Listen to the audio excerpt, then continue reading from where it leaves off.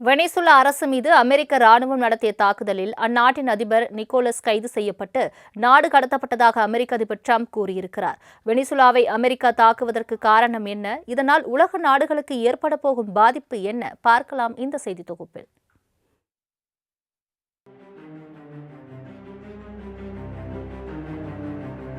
தென் அமெரிக்காவின் வடக்கு கடற்கரையில் அமைந்திருப்பதுதான் வெனிசுலா நாடு.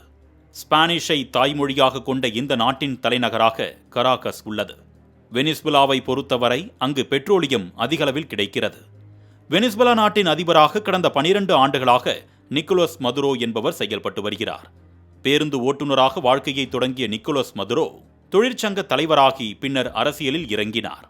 வெனிசுலா அதிபராக இருந்த ஹியூகோ சாவேஸ் என்பவர் கடந்த 2013ஆம் ஆண்டு புற்றுநோய் காரணமாக உயிரிழந்தார். அவருக்கு பின் அதிபர் பதவியேற்றார் நிக்கோலஸ்.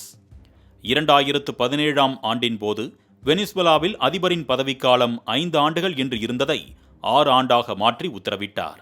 பின்னர் 2018ஆம் ஆண்டு தேர்தல் அறிவிக்கப்பட்ட நிலையில் அதில் நிக்கோலஸ் வெற்றி பெற்று 2வது முறையாக ஆட்சி அரியணையை அலங்கரித்தார்.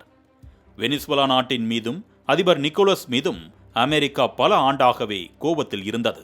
காரணம், வெனிசுலாவில் சாவேஸுக்கு பிறகு அங்கு கம்யூனிச ஆட்சி தொடர்வதை அமெரிக்கா விரும்பவில்லை என்று கூறப்படுகிறது. இதன் காரணமாக 2020ஆம் ஆண்டு நிக்கோலஸ் மீது போதைப்பொருள் கடத்தல் உள்ளிட்ட பயங்கரவாத குற்றச்சாட்டுகளை ட்ரம்ப் சுமத்தினார்.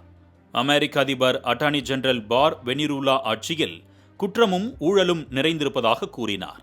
முக்கியமாக கடந்த 20 ஆண்டுகளுக்கு மேலாக கொக்கைன் உள்ளிட்ட போதைப் பொருட்களை டன் கணக்கில் அமெரிக்காவுக்கு கடத்தியதாக குற்றச்சாட்டு சுமத்தப்பட்டது. வெனிசுலாவில் இருந்து கரிபியன் மற்றும் கிழக்கு பசிபிக் கடல் வழியாக அமெரிக்காவுக்குள் வருகிறது என்று குற்றம் சாட்டிய ட்ரம்ப், போதைப் பொருள் விநியோகத்தை தடுக்கவில்லை என்றால் போர் தொடுக்க நேரிடும் என்றும் எச்சரிக்கை விடுத்திருந்தார். இதற்கு நிக்கோலஸ், நாங்கள் போதைப் பொருட்களை விநியோகிக்கவில்லை என்று மறுப்பு தெரிவித்தார். மேலும் ட்ரம்ப் இனவெறியர் என்றும் வெனிசுலா நாட்டின் கனிம வளங்களை அபகரிக்க ட்ரம்ப் ஈடுபட்டு வருவதாகவும் குறிப்பிட்டார். இது தவிர சமீபத்தில் நடந்த அமெரிக்க அதிபருக்கான தேர்தலில் ட்ரம்ப் வெற்றி பெற்றதில் மோசடி நடந்திருப்பதாக நிக்கோலஸ் கூறியது ட்ரம்பின் கோபம் அதிகரிக்க காரணமானது. இந்நிலையில் வெனிசுலா மீது போர் தொடுப்பதற்கான வேலைகளும் தொடங்கியது. ஜனவரி 3ஆம் தேதி வெனிசுலாவில் நள்ளிரவு 2 மணியளவில் இந்திய நேரப்படி மதியம் 12:30 மணிக்கு மேல் அமெரிக்க ராணுவம் வெனிசுலாவை குறிவைத்தது. நாட்டின் தலைநகர் கராகஸில் அமெரிக்க விமானப்படை விமானங்கள், ஹெலிகாப்டர்கள் மூலம் குண்டு வீசப்பட்டது. மேலும் அதிபர் மாளிகையை சுற்று போட்ட அமெரிக்க ராணுவம் நிக்கோலஸ் மதுரோவையும் அவரது மனைவி கிலா ஃப்ளார்ஸையும் கைது செய்தனர். இதனையடுத்து அமெரிக்க அதிபர் டொனால்ட் ட்ரம்ப் வெனிசுலா அதிபரும் அவரது மனைவியும் கைது செய்யப்பட்டு நாடு கடத்தப்பட்டதாக எக்ஸ் தளத்தில் பதிவிட்டார். இந்த சம்பவம் பற்றி வெனிசுலா நாட்டைச் சேர்ந்த குடிமக்கள் பயங்கர சத்தத்துடன் குண்டுகள் வெடித்ததாகவும், விமானங்களின் சத்தங்கள் அதிகம் கேட்டது, எந்த நேரத்தில் குண்டு விழுமோ என்ற அச்சத்தின் பிடியில் தவித்ததாக பதற்றத்துடன் கூறினர்.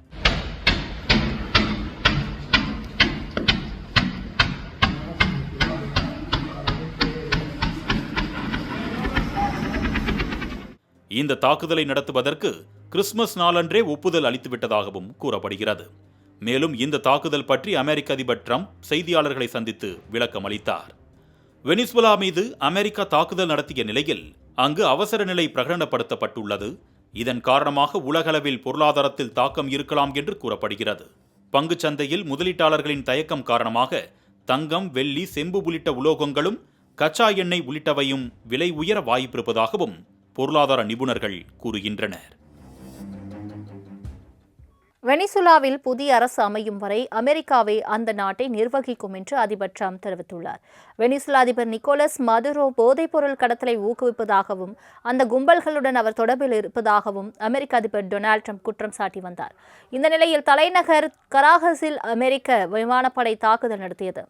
1/2 மணி நேரம் நடைபெற்ற இந்த தாக்குதலில் வெனிசுலா அதிபர் நிக்கோலஸ் மதுரோவும் அவரது மனைவி ஃப்ளோரஸும் அமெரிக்க படையினரால் கைது செய்யப்பட்டு நாடு கடத்தப்பட்டனர்.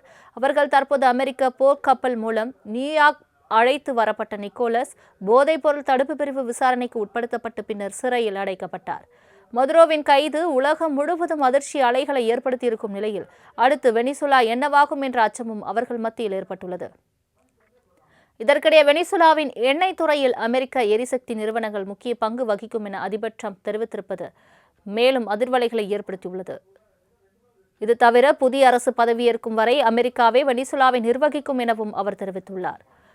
இதன் மூலம் அமெரிக்கா வெனிசுலாவின் எண்ணெய் வளத்தை குறித்து வைத்திருப்பதாகவும் ஆய்வாளர்கள் கருதுகின்றனர். மேலும் மதுரோவை கைது செய்த விவகாரத்தில் அமெரிக்க வீரர்களுக்கு ட்ரம்ப் நன்றி தெரிவித்துள்ளார். இதனிடையே துணை அதிபர் டெல்சி ரோட்ரிக்ஸ் தலைமையில் வெனிசுலாவில் இடைக்கால அரசை அமைத்து அந்நாட்டு நீதிமன்றம் உத்தரவிட்டுள்ளது குறிப்பிடத்தக்கது.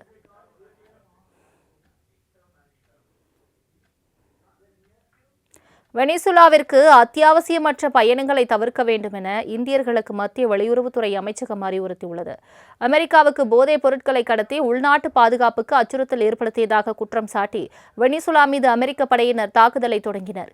மேலும் அந்த நாட்டின் அதிபர் நிக்கோலஸ் மதுரோ மற்றும் அவரது மனைவியை கைது செய்து தங்கள் கட்டுப்பாட்டில் வைத்துள்ளனர். இந்த நிலையில் வெனிசுலாவில் உள்ள இந்தியர்கள் எச்சரிக்கையாக இருக்க வேண்டும் என மத்திய வெளியுறவுத்துறை அமைச்சகம் அறிவுறுத்தல் வழங்கியுள்ளது. இதுகுறித்து வெளியுறவுத்துறை அமைச்சகம் வெளியிட்டுள்ள அறிக்கையில் வெனிசுலாவிற்கு அத்தியாவசியமற்ற பயணங்களை தவிர்க்க வேண்டும் என்றும், வெனிசுலாவில் உள்ள இந்தியர்கள் எச்சரிக்கையாக இருக்க வேண்டும் என்றும், தேவையில்லாமல் வெளியில் செல்லாதீர்கள் என்றும் எச்சரிக்கை விடுத்துள்ளது. மேலும் மின் அஞ்சல் மற்றும் அவசர தொலைபேசி எண் மூலம் தொடர்பு கொள்ளலாம் என தெரிவித்துள்ள வெளியுறவுத்துறை அமைச்சகம், கிராகஸில் உள்ள இந்திய தூதரகத்துடன் தொடர்பில் இருக்க வேண்டும் என அறிவுறுத்தினர்.